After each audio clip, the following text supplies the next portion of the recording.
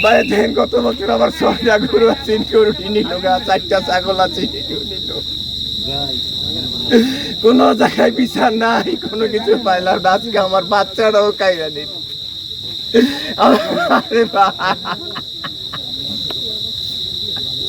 তারা আমার কাইরা নিত, আমার বাচ্চাটারে তো বাঁচতে দিচ্ছি। আমার বাচ্চারা কাদের সাথে আপনার শত্রুতার সন্দেহ?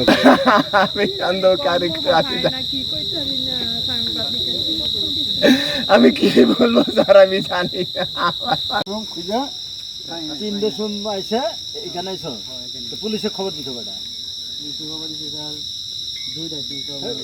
তো আসলে আমি খুব আদর করি তারে। এই বাচ্চাটা আমি ফ্রি করে দিছি স্কুলে। এই 16টা আমার মাইতে আমার প্রায় যায়।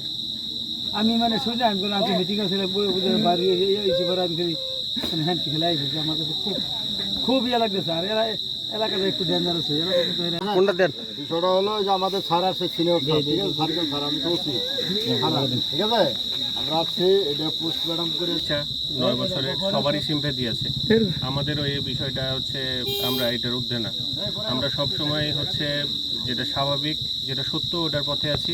6 বছরের শিশু, সে সকাল 10টার সময় তার বাড়ি থেকে বের হয়ে গেছে। বের হওয়ার পরে তার বাবা মা তাকে খুঁজে পাচ্ছিল না।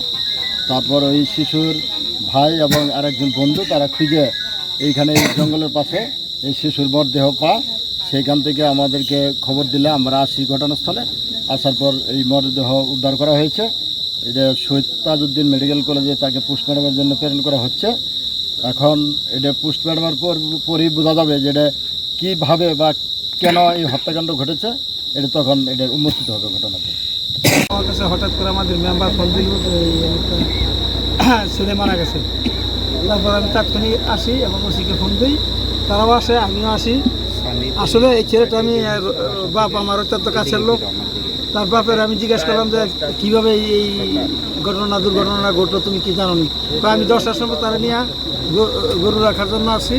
তারপরে গরু টরু নিয়ে গেছি মানে সে আর তাকে খুঁজে পাই নাই। তারপরে পার্শ্ববর্তী বাড়িতে জানানো হয়েছে, তারাও খুঁজছে। হঠাৎ করে তার ভাই এবং আরেকটা ছেলে, ওই ছেলে দেখলো যে সে এখানে পড়ে রয়েছে। তারপর তাকে বললো যে, তার ভাইকে বললো যে ওই যে হ্যাঁ পড়ে রয়েছে। তারপর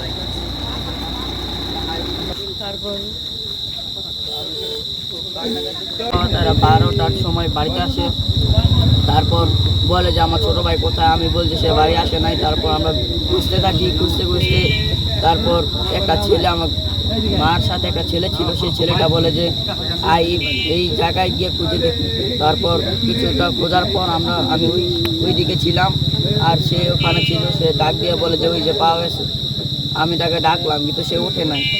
আমি তারপর বুঝলাম যে সে আর নেই।